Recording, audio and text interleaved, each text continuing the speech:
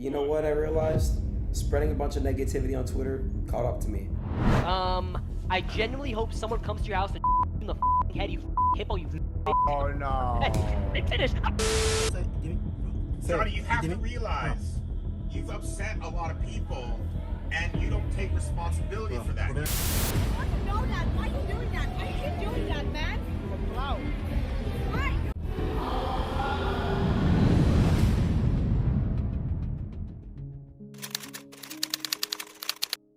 Content creation is something that a lot of people strive to do. At some point, a lot of us slave away and put in endless hours into editing, script writing, recording, and many more skills. It's not hard to say it, but content creation is a very difficult and time-consuming endeavor to partake in. And take it from me, I literally do this in my free time with the help of my editor. Even then, it's still hard to make content due to the rising standards and skills. It is a steep mountain to climb, yet a lot of us do to varying success. I'm not going to discourage anyone from going for this, trust me. I've gotten shit for investing so much of my time on this, and yes, respect for you content creators out there who spend hours, days, or even months for videos that might not even pay off. But there are a lot of facets that not a lot of people are privy to, and this is where it can take a toll on someone's health or mental health. We might not think so, but it does take a toll on someone's health if they are not careful, due to the amount of time and effort that takes to make content we all do to get emotionally invested into this path, and it can lead to insanity. This is where a lot of the problems come in because of the very structure of social media, being fast and makes it difficult to stay relevant in time. We've had a lot of people come and go throughout these times. Those who are ambitious can often do something that could hurt themselves or others, all in the name of getting numbers and approvals. That's where the toxicity comes from, when people are invested and are willing to sacrifice almost anything for a drop of clout. Yet, we get a lot of fucked up shit. Today, I just wanted to talk about this since their lives are a prime example of a cautionary tale for what to avoid. I'm going to make a disclaimer, I'm not here to shun anyone for going their own way when it comes to content creation. But what makes it appealing is the freedom to do whatever you want. But do keep in mind that there are mistakes that these creators did or are currently doing that could prove detrimental to the future. A cautionary tale, if you will. There are 4 different content creators who were willing to do some dubious actions in the hopes of making it big. Each one has a common trait of stooping low in order to stay relevant, and who better than to start with Neon. Neon is the embodiment of what a cod lobby is: disrespectful, arrogant, bigoted, and just generally a terrible person. Every time Neon streams, he will always be disrespectful and a piece of shit. I don't know who in their right mind is fucking you, first off. Second off, if I wanted to, I could easily fuck your bitch and I put that on my mother's life. Wallahi. Fuck you. I don't think you got it in you. Yeah, I don't got it in me. I will beat your ass, bro. You won't. Yeah, okay. But this is nothing new. Since his first inception, Neon has always been a performative and would do anything for views. He used to make 2K content, which was nothing new, but it was a start, and that's where his story would begin. Then he would make some Fortnite, and when it was successful, he made the most logical choice and went with the game that gave him more views. But he would clickbait his content, and even though this was insignificant at the time, he would use tactics like these to get views. His clout-chasing behavior would spiral out of control with the rise in views.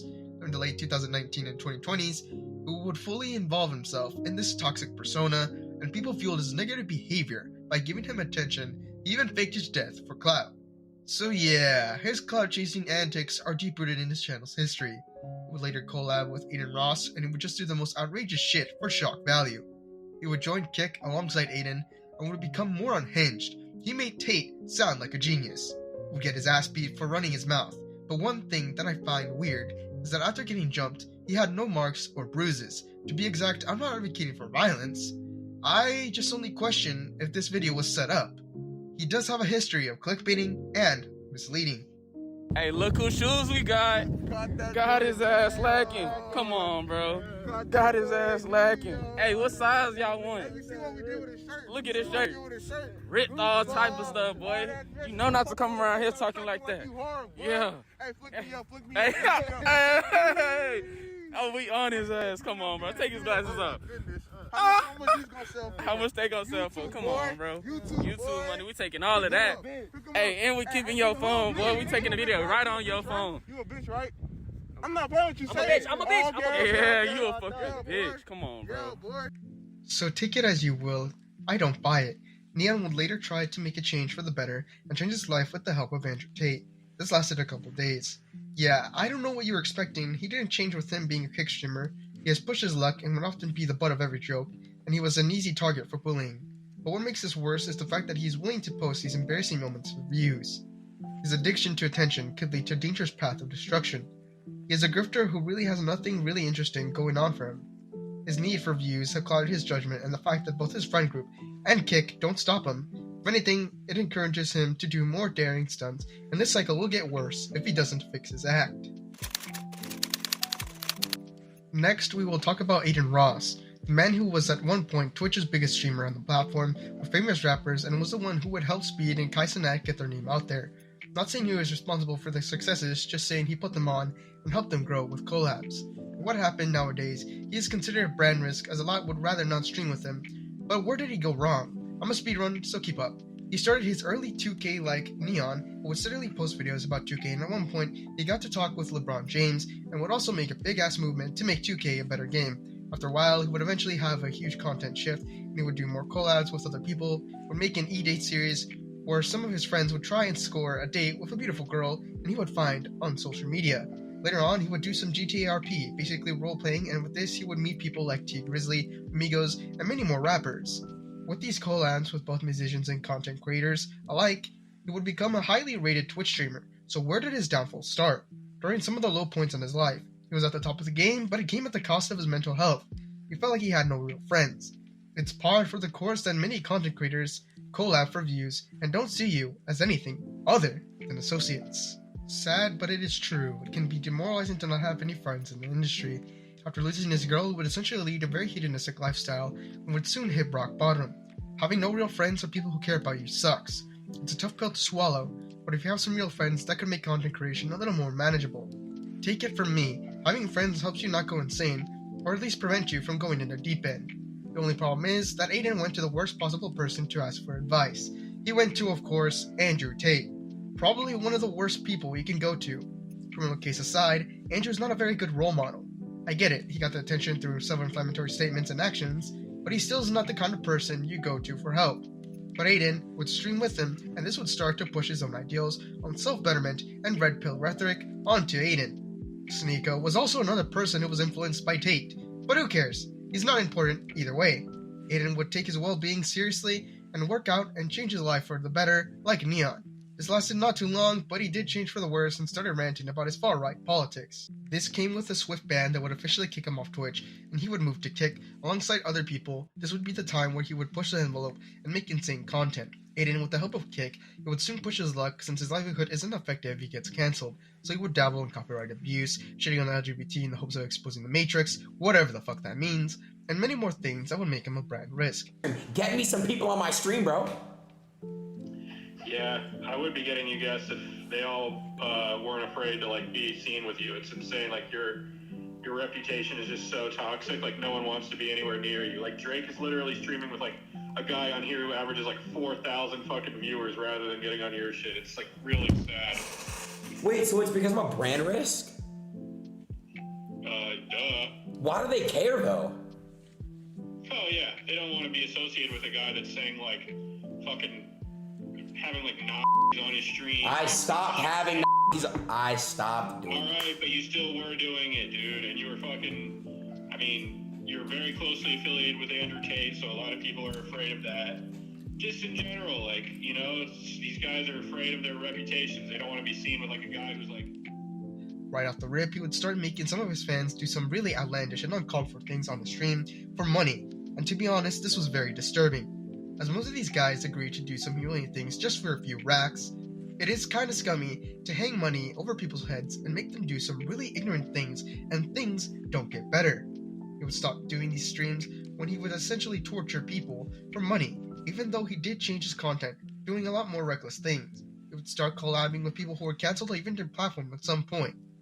Yeah, essentially he would be on that red pill grift that would make him vastly unlikable by the internet at large. Adin's new changes were for the worst, and no rappers or famous influencers didn't want to take a risk by streaming with him like before.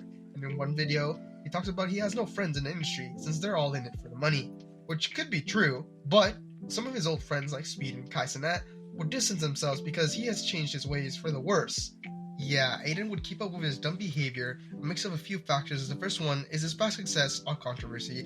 His out-of-pocket demeanor was always there, and with the help of Kick, he doesn't have to censor himself anymore.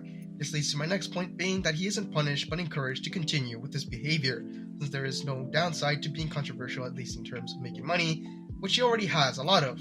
The third factor is him being naive and a very stupid. Look at this clip and tell me you trust this man to be a positive influence to his audience. What does a fascist mean?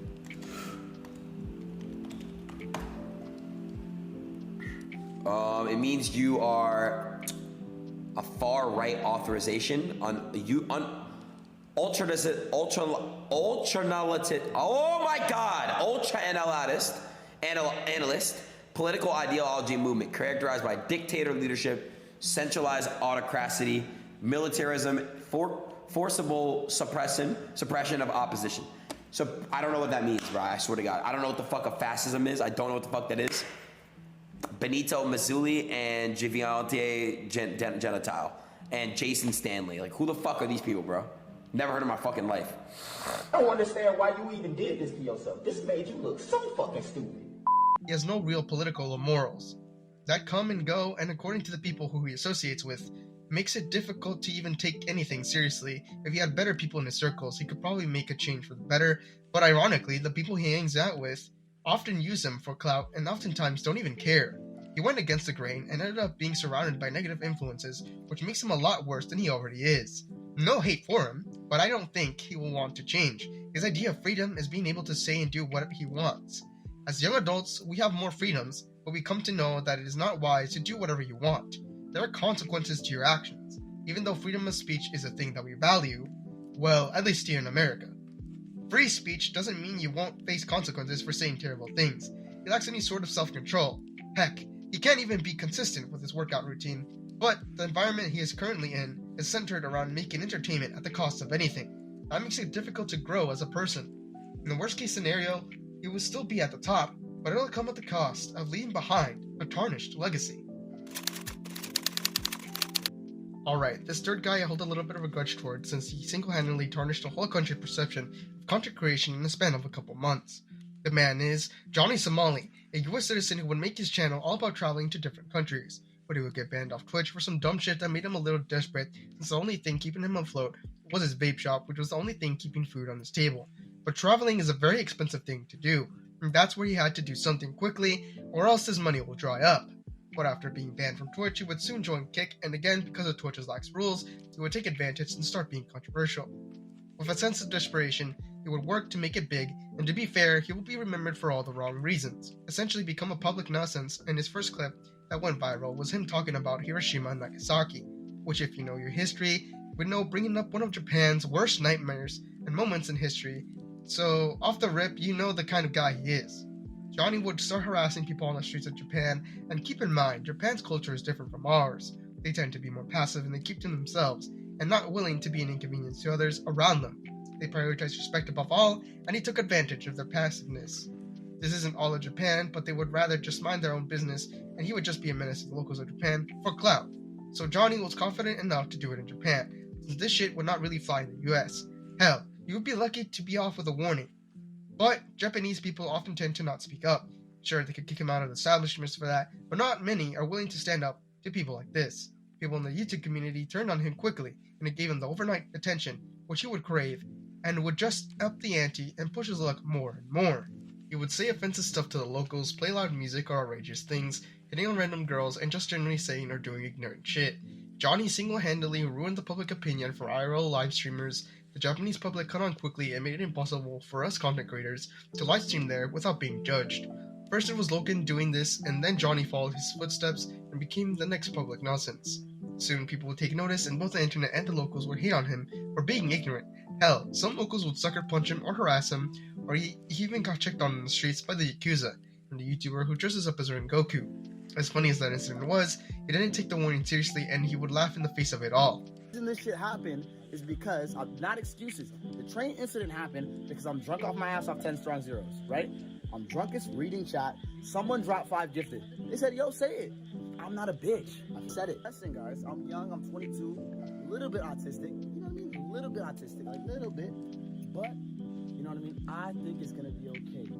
These clips would bring people to his stream. Keep in mind, this bozo made very little money from this. He would soon claim that Japan as a whole hates him and were racist, when ironically, the things he claimed Japan was doing to him was caused because he would make a fool of himself, and that's what made people hate him. He would not change his behavior until he got arrested for trespassing on a construction site. Why would you do that? He would get arrested, and he is at the mercy of the Japanese prison system, which has an insanely high conviction rate. So yeah, he's fucked.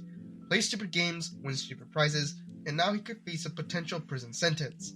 Another thing that the Japanese prison system does is that they could hold you for a total of 23 days before pressing charges. In the US, you have 72 hours before they have to press charges. Most of the time in the US, they press charges that same day, so they don't hold you for too long, of course, unless the charges are severe. So yeah, Johnny will probably face jail and then be deported from Japan. Johnny didn't ruin Japan, but he did ruin their perspective of Westerners and content creators. Japan would coin the term meiwaku kiai, meaning nonsense streamer/performer. A Japanese politician actually wants to put regulations so these dumbasses stop harassing locals, which Japan is sick and tired of, these people. So yeah, hope he gets kicked out of the country. But fuck, I'm probably not going to make a future livestream due to the negative stigma and dumbasses like Johnny Somali.